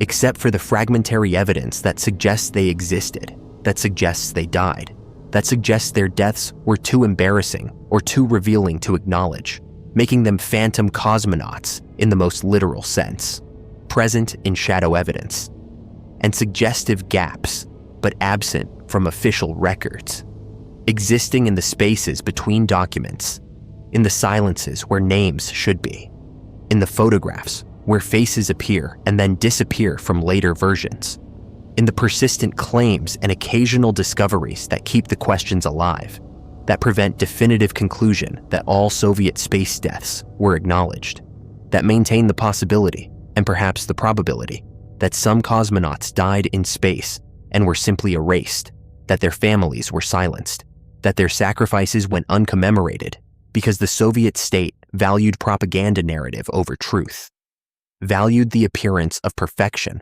over acknowledgement of human cost, valued ideology over individuals, making the phantom cosmonauts the missing names in space exploration history. The unacknowledged casualties of the race to orbit, the people who may have died reaching for the stars, and who were repaid with erasure, with suppression, with being turned into ghosts in their own history, existing now only as persistent questions, as fragmentary evidence, as the phantom cosmonauts who haunt space history, who remind us that exploration has costs that aren't always acknowledged, that authoritarianism creates silences where testimony should be, that some sacrifices are honored while others are buried, and that decades later, we still don't know with certainty how many people the Soviet Union lost in space, or how many names should be added to the memorial of those who died exploring beyond Earth, leaving the phantom cosmonauts as they are, and perhaps as they'll always be. Possibly real, possibly fictional, definitely unresolved, perpetually hovering in the uncertain space between documented history and suppressed truth, between Cold War propaganda and authoritarian concealment, between the cosmos they may have reached and the erasure they definitely received. Phantom cosmonauts whose existence or non-existence remains one of space exploration's enduring mysteries. The Seven Trumpets, apocalyptic sounds heard around the world. Starting around 2011, people across the globe began recording and reporting something that shouldn't be possible, something that has no conventional explanation, and that continues sporadically to this day.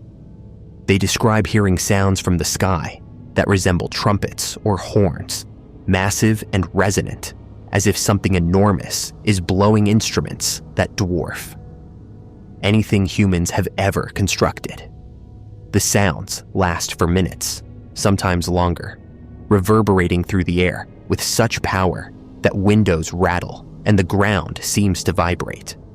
They've been recorded in Canada, Ukraine, Germany, Belarus, Malaysia, Indonesia, across the United States, in cities and rural areas, heard by thousands of witnesses simultaneously, captured on countless videos that document the same bizarre phenomenon.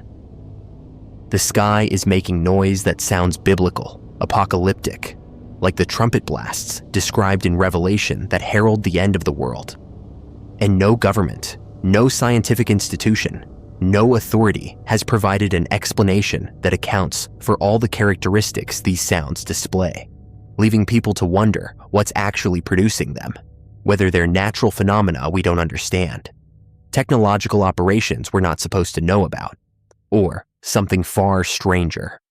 Signs that whatever the Book of Revelation described might actually be beginning, that we're hearing the literal trumpets that announce the apocalypse, and that everything we've dismissed as religious mythology might be terrifyingly, impossibly real. The sounds themselves are deeply unsettling, even through recordings, and witnesses describe them as far more impactful in person. They're low frequency, resonant, creating harmonics that seem to come from everywhere and nowhere simultaneously. The tone shifts and modulates, sometimes sounding like a single sustained note, other times like multiple horns playing together in dissonant chords that create tension and unease. The volume is inconsistent. Sometimes they're heard across entire cities, other times only in specific neighborhoods, but they're always loud enough to be unmistakable, to stop people in their tracks and make them look up at the sky trying to identify the source. And critically, there's no visible origin, no aircraft, no obvious industrial source, no identifiable equipment producing the sound. It just emanates from the sky itself, as if the atmosphere has become an instrument, as if something massive and invisible is using the air as a medium to broadcast these tones. The biblical connection is immediate and unavoidable for anyone familiar with Revelation. The book describes 7 angels with 7 trumpets, each blast bringing specific catastrophes. Hail and fire mixed with blood, mountains thrown into the sea, stars falling from heaven, darkness covering the sun and moon, locusts tormenting those without God's seal, an army released to kill a third of humanity, and finally the kingdom of God proclaimed. These descriptions have been interpreted symbolically for centuries, understood as metaphorical representations of divine judgment. But when people hear sounds from the sky that literally resemble trumpets, that occur without explanation in the years when global catastrophes, pandemics, economic collapse, environmental disasters, wars, seem to be accelerating, the symbolic interpretation becomes harder to maintain. What if Revelation wasn't metaphor? What if ancient prophets were describing actual future events using the only language and framework they had available? What if we're living through the sequence they documented, and these sounds are exactly what they claim to be? Angels announcing each stage of the end times. The first widely reported incident occurred in Kiev, Ukraine, in August 2011. A video went viral showing a typical urban scene suddenly interrupted by a massive sound that seemed to come from everywhere at once, a droning horn-like tone that lasted over a minute while people looked around in confusion and fear. The video's authenticity was immediately questioned. Was it CGI? Was the sound added in post-production? Was it viral marketing for a movie? But then more videos appeared from different locations around the world, each showing the same type of phenomenon. Normal day interrupted by inexplicable trumpet sounds from the sky. Different cameras, different locations, different witnesses, but the sound was consistent enough that it couldn't all be fabrication or coincidence. Explanations offered by authorities and scientists have been varied and inconsistent, which itself raises suspicion. Some officials claim the sounds were construction equipment, industrial machinery, or trains, but witnesses in rural areas, far from any such sources, reported identical sounds. Others suggested atmospheric phenomena: thunder, wind moving through specific cloud formations, temperature inversions causing sound to carry from distant sources. But the sounds occur in clear weather. They don't match known atmospheric audio phenomena, and they demonstrate characteristics like sustained tones and harmonic complexity that natural processes don't typically produce. NASA suggested the sounds might be background noise from Earth itself, electromagnetic radiation from the atmosphere being converted to audio frequencies. But this doesn't explain why the phenomenon only began appearing in recordings around 2011, why it's intermittent rather than constant, or why it has the specific tonal qualities of instruments rather than natural ambient noise. Some researchers have proposed the sounds are generated by geological activity, the Earth's crust shifting and resonating in ways that produce audible frequencies. Earthquakes and tectonic movement do generate infrasound and occasionally audible groaning or rumbling. But the trumpet sounds occur in geologically stable areas with no corresponding seismic activity. They also have musical qualities, sustained notes, chord progressions, rhythmic patterns that random geological stress wouldn't create.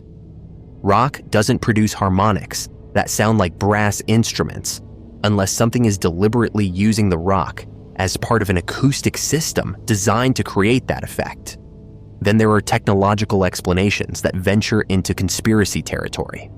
HAARP, the High-Frequency Active Auroral Research Program in Alaska, has been accused of creating the sounds through electromagnetic manipulation of the ionosphere. The theory holds that directed energy beams interacting with atmospheric layers could produce audible effects, either as byproduct of whatever experiments are being conducted, or as intentional sonic manipulation for purposes that remain classified. The project has been associated with weather modification, earthquake generation, and consciousness manipulation. so producing sounds in the sky would fit within its alleged capabilities. However, HAARP's actual acknowledged purpose is ionospheric research, and the facility's staff deny any capability to produce the effects attributed to them. But classified programs by definition aren't publicly acknowledged, and if HAARP or similar installations were conducting experiments that produced audible side effects, denial would be expected. Other technological theories propose the sounds are related to underground drilling, fracking operations, or construction of deep underground bases and tunnel systems. Massive boring machines operating at depth could theoretically produce vibrations that resonate through geological layers and emerge at the surface as audible sound.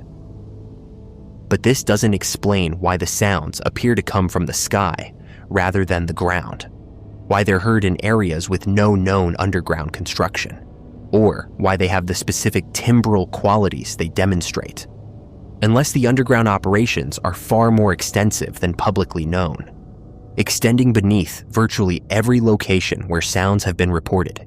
This explanation struggles to account for the global distribution of the phenomenon. There's also speculation about secret aerospace programs, advanced aircraft or spacecraft, using propulsion systems that generate unusual acoustic signatures.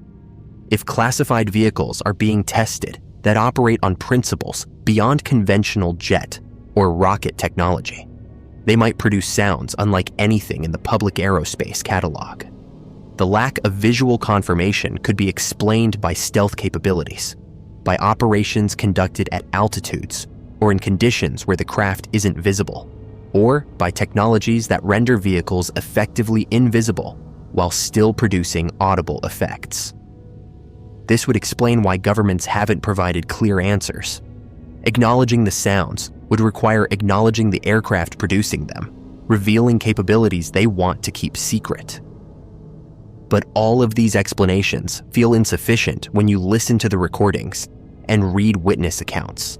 The sounds don't behave like any known natural or technological source. They appear without warning, last for variable durations, sometimes include what witnesses describe as multiple voices playing simultaneously in harmony or dissonance, and then stop as suddenly as they started. There's an intentional quality to them, a sense that they're being played rather than randomly generated, that something is producing these tones deliberately for purposes we can only speculate about. The pattern of occurrence also defies easy explanation. The sounds appear in clusters temporally, periods of weeks or months where reports surge globally, then long periods of silence. They don't correlate obviously with any natural cycles, astronomical events, or known technological operations. They seem almost random, except that randomness itself might be the pattern. The unpredictability keeping populations uncertain and unable to adapt or dismiss the phenomenon as routine. If you knew the sounds would occur every Tuesday at 3 p.m., you'd adjust and stop finding them remarkable. But when they can happen anytime, anywhere, they maintain their power to disturb and frighten, to remind people that something is occurring that we don't control and don't understand. Witness reactions are remarkably consistent across cultures and locations. People describe feeling profound unease, not just from the strangeness of the sound, but from something about its quality that triggers instinctive fear responses. Some report the sound makes them think immediately of divine judgment, of end times, even if they're not particularly religious. Others describe feeling that they're hearing something they're not supposed to hear, that the sounds are meant for something other than human ears, and we're just accidentally picking them up. Many report that the sounds affect them physically: pressure in the chest, difficulty breathing, nausea, disorientation, suggesting frequencies or volumes that interact with human physiology in ways that go beyond simple auditory perception. Children seem particularly affected, becoming frightened or distressed when the sounds occur, sometimes claiming they can hear elements in the sounds that adults don't perceive. Animals also react strangely. Dogs barking frantically, birds falling silent, livestock becoming agitated. This suggests the sounds might contain frequency components outside normal human hearing range that animals and children, whose hearing extends to different ranges, can detect.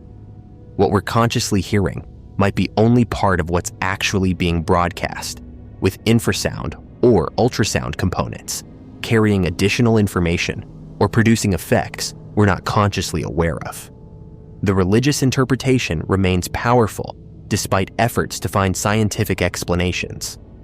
For believers in biblical prophecy, the sounds are exactly what Revelation describes: literal trumpets being blown in heaven that we're hearing on earth, announcements of each stage of apocalyptic sequence.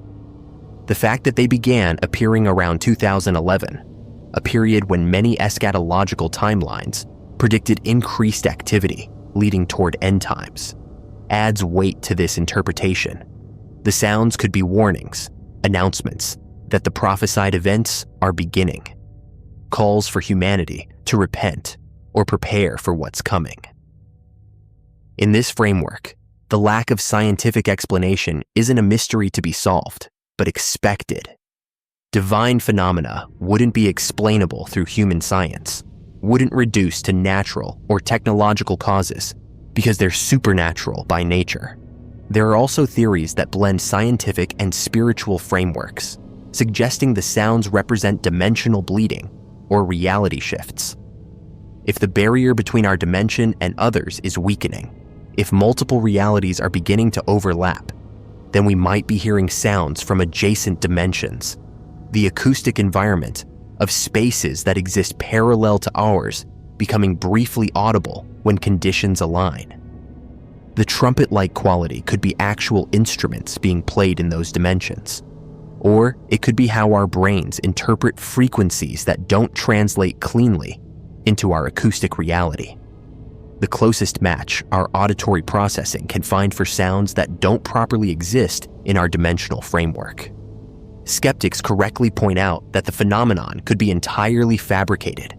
Viral hoaxes spreading through social media, people adding sounds to videos, or misidentifying mundane sources as mysterious trumpets. Some videos have been proven fake, using audio from movies or synthetic effects. But this doesn't account for the videos that include multiple witnesses reacting in real time, for the recordings made by different people in the same location, capturing the same sounds from different angles, or for the witnesses who've reported the sounds to local authorities and media before any videos appeared online. Hoaxes exist, but dismissing all reports as fabrication requires believing in coordinated global deception involving thousands of participants with no apparent motive or organization. The silence from official sources is perhaps most telling. When pressed, authorities offer vague explanations that don't withstand scrutiny, or they simply decline to comment, treating the phenomenon as not worthy of serious investigation. For something that's been reported globally for over a decade, that's been captured on thousands of recordings, that's witnessed by credible observers including police, military personnel, and scientists. The lack of comprehensive investigation is strange. Either authorities genuinely don't know what's causing the sounds and don't want to admit their ignorance, or they know exactly what's causing them and have decided the truth can't be made public. That revealing the source would create more problems than maintaining the mystery. What we're left with is a phenomenon that continues, that appears randomly across the world, that sounds like biblical trumpets announcing apocalypse, that has no agreed-upon explanation despite occurring in an age of sophisticated monitoring technology and scientific understanding.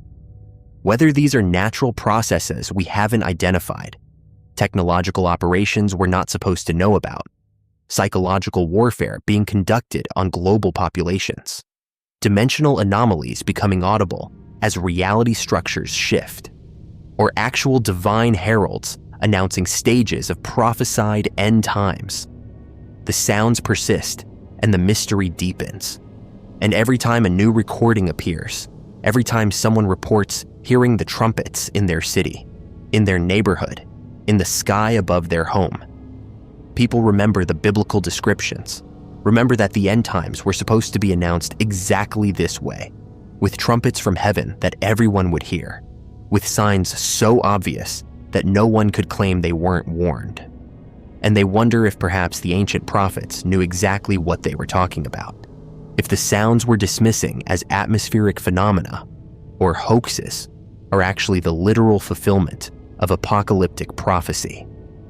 The 7 angels with 7 trumpets beginning their sequence, each blast bringing us closer to whatever ending or transformation has been written in the cosmic schedule since before humanity began keeping time, announced now in tones that resonate through the atmosphere, like instruments played by something vast enough to use the sky itself as concert hall, broadcasting to everyone regardless of belief or readiness. The message that whatever was prophesied is beginning, that the trumpets are sounding, and that time, as we've known it, is running toward its conclusion, announced in notes that echo across the world, like warnings we're refusing to fully hear.